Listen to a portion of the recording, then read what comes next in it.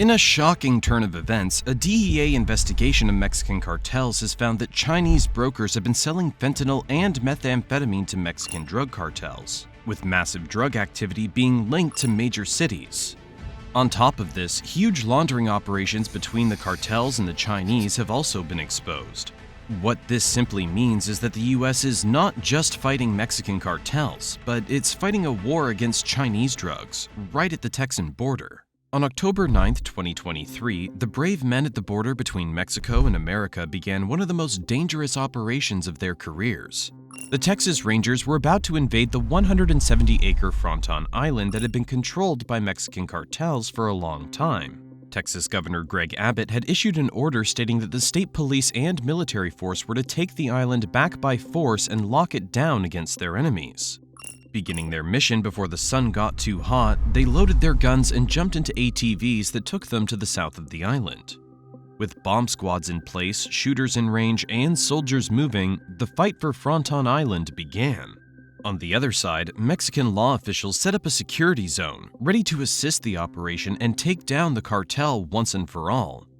Spoiler alert, the raid was a success, and a year later, we take a look at the ins and outs of the operation and discuss how the Rangers managed to pull it off. If you're a fan of this type of stuff, give this video a like. We're working tirelessly behind the scenes to make sure our intended audience gets their fix. Bots in the algorithm may push back some of our content, so your likes help to keep us afloat. Fronton Island is a small piece of land in the middle of the river Rio de Grande that lies between Tamaulipas, Mexico and Roma, Texas. It was formed between 1852 and 1926 when the Rio Grande cut a new channel to the south, which became the main channel by 1955. Due to its positioning, the island had become the nest of Mexican cartel activity and was giving law enforcement a headache. With no one to man it, the 170-acre piece of land became a lawless place where the most heinous crimes were committed unchecked.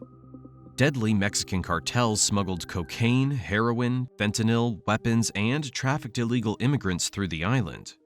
All over the island, cartel markings had been spray-painted onto the land and warehouses that were located on its far side. Now, had the problems of the island been contained to just its 170 acres, maybe authorities would have been able to turn a blind eye. Both Texas and Tamaulipas law enforcement have enough crime to deal with without having to worry about this random island. What made the criminal activity such an issue was the fact that the cartel had extended its activity to American soil. Footage of cartel patrols coming into the US had been spotted on surveillance by the DPS, and this pointed to possible smuggling of drugs into the country. The cartels were also known to shoot both American and Mexican police forces while harassing residents in Texas towns located around the riverfront. In November 2016, gunmen on the island opened fire on Texas DPS troopers surveilling the area, leaving one officer severely wounded. Cartel had also been known to attack people it found on the Rio de Grande and anywhere near the island. In 2019, 50 rounds were fired at a border patrol boat, with surprisingly zero casualties. The violence witnessed in this area is the cartel's way of letting both sides know that it is not monkeying about, and numerous bodies have been discovered in the area.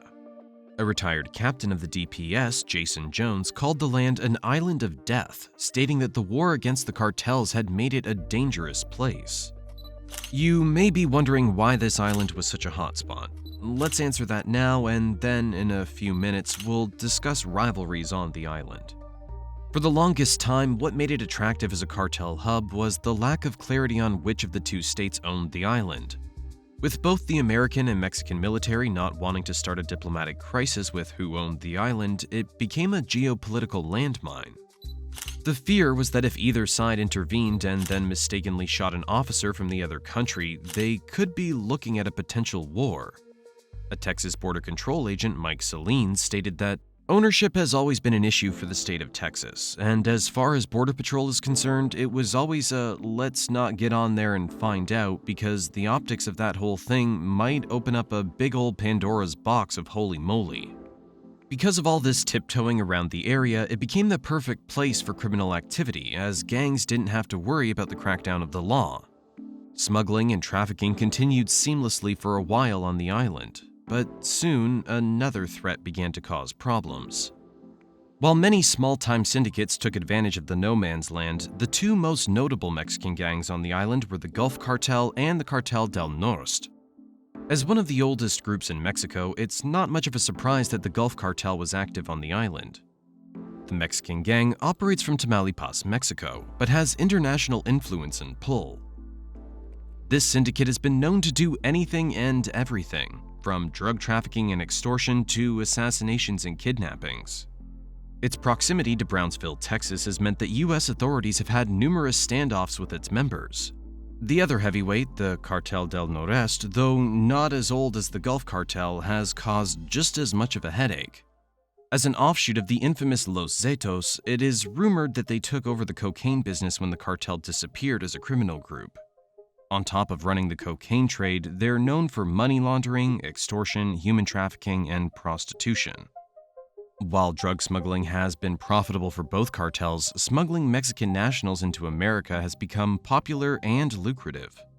During an interview with some Mexican nationals, two parents admitted that when they tried having both them plus their child be smuggled by the cartel, they had to pay $15,000 for the journey. From what we've seen in movies like The Godfather, two crime groups cannot run in the same territory.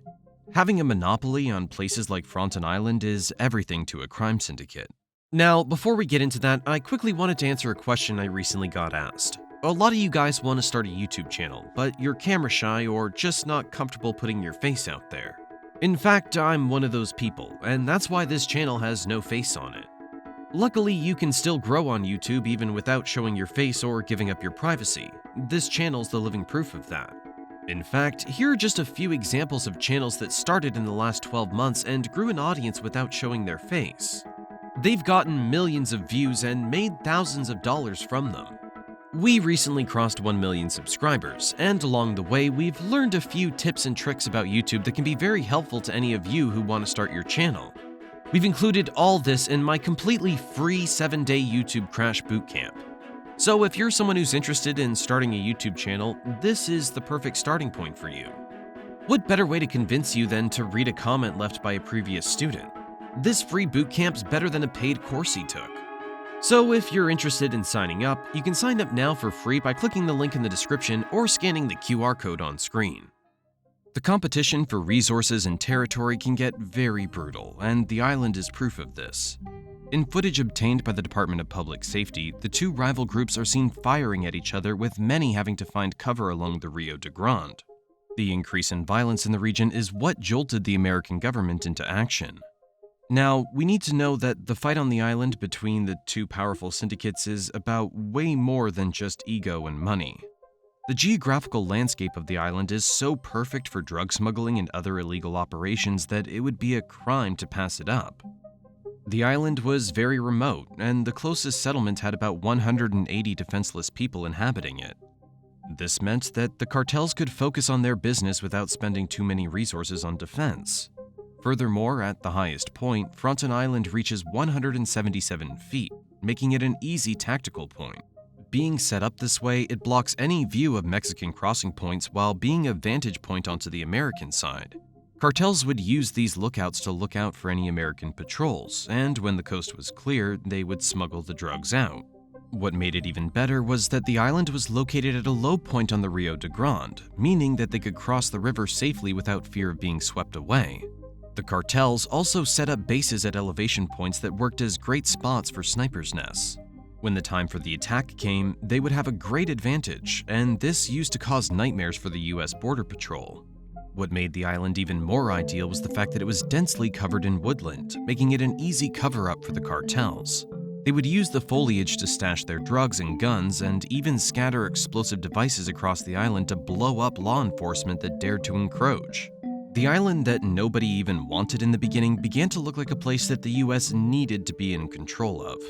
Along with the issue of increased violence and the need for safety against the cartel, the activity on Fronton Island was part of a bigger problem for the American government. While Border Patrol was focused on more densely populated areas because of the major migration crisis, cartels began to get smarter by smuggling people in through Fronton Island at a mass level. The migration crisis began in 2021, with over 2.5 million legal and illegal immigrants being recorded moving into America from Mexico. Operation Lone Star, which is a joint operation between the Texas military and the Texas Department of Safety, was a response to this crisis and aimed to fight back against illegal migration. This effort saw the U.S. law enforcement increase their patrol of the border, and this has led to successful mass incarcerations. So, what was being done through the island became an issue because it was shoveling back mud into a hole that the U.S. had been trying to dig. Cartel smugglers used the island as a departure point to push people into the U.S. using makeshift rafts and boats. These moves turned the government's attention towards the island, and in 2023, talks about seizing the island began. The plan for Fronton Island was part of a bigger plan to seize more islands in the area. 2 other islands of the Eagle Pass Islands right outside Shelby Park were also seized. One is about half an acre and the other is closer to 45 acres. Even though these islands seem small and insignificant, they have been strategic sites for illegal border crossing. As immigrants were moving closer to the U.S. military, they used these Eagle Pass Islands as a place of refuge before crossing over. The islands have also been used as stash points for these illegal syndicates to store their drugs and weapons. The combination of control in these islands and Fronton Island had made the cartels invincible and seamless in their operations. The U.S. government had had enough of the tomfoolery and decided to seize the island as part of a plan to push the cartels out of this region. Before launching the border operation, Land Commissioner Don Buckingham declared the 170-acre Fronton Island as Texas land in April of 2023. An agency spokesperson, Frank Fisher, who spoke to Channel 5 News, stated, "We assert Fronton is federal property and under the jurisdiction of USIBWC." Claiming the territory allowed the U.S. government to invade the island and carry out a clean sweep of cartel activity. There was no pushback from the Mexican government, meaning the fear of diplomatic war was squashed. The aim of claiming the territory was to give the U.S. government the authority to step in and fight the border crisis. In an official statement, Land Commissioner Buckingham passionately stated that the Texas General Land Office has no intention of backing down from claiming ownership on behalf of the state of Texas of Fronton Island. Until I claimed this 140-acre island as Texas land based on our records, it was a safe haven for cartels, illegal weapons, and human and drug smuggling. This move by the federal government is nothing more than politically and maliciously motivated. While the Biden administration continues to intentionally leave our southern border open and millions upon millions of unvetted illegal immigrants continue pouring in, I will never apologize for securing the most violent area of the border in order to protect Texas. 6 months after this declaration was made, the Texas Guard got straight into it. Before all the heavy work could begin, the October 9 raid had to pave the way for the operation. The raid was known as Operation Flat Top, and the mission was to occupy the 170-acre island. The spokesperson for the Texas DPS, Chris Solaris, explained that the operation was carried out to clear the way and allow for better visibility. Since the island was elevated above the U.S., the team had a tactical disadvantage. By going in and clearing the way, the DPS hoped that they would be able to even out the playing field. Thankfully, Operation Flat Top was a success, and the Texas flag was successfully planted on the island. The victory was a good start to the operation, and everything was seamless from then on. Soon after, Texas Guardsmen began securing the island and denying access to cartels. Led by the Texas DPS, the National Guard construction troops from the 176th Engineer Brigade began to bring in their heavy equipment. Road construction began, and engineers installed triple-strand 1.4 miles of concertina wire along the border. They also got to work clearing all the trees and foliage, giving them enough visibility of the island from Rio de Grande. After the clearing, regular patrols by National Guard units led by Operation Lone Star began to pick up on any remaining Mexican cartel activity. After months of construction and work, Operation Flat Top was completed. The guardsmen and engineers had successfully cleared the island of all vegetation and leveled it, leaving it bare and rid of all cartel activity. While the success was exciting, the fight between the US government and Mexican cartels is going to be one that outlives most of us. While Texas considers this a victory, many are skeptical about how long it will last. Some feel that the clearing of the island and the increase in patrols are measures that will not stop Mexican cartel activity. Some fear that the action has only been pushed down the Rio de Grande, and soon another settlement will be discovered. A retired patrol agent, Mike Salinas, is among the skeptics in this case. He believes that clearing Fronton Island has only worked to push Mexican activity elsewhere. With enough money and resources, they'll probably be able to rebuild after this loss. While the raid did not wipe out the entire drug smuggling ring, a win is still a win. From here on, the DPS will continue to work hard to curb the damage that Mexican cartels cause. The DPS Regional Director Escalon put it perfectly when he said, "This is a lifelong mission, a lifelong operation. It never ends. They're gonna move, and if they move somewhere else, we'll identify it and just follow them everywhere up and down the river. The way we look at this is forever."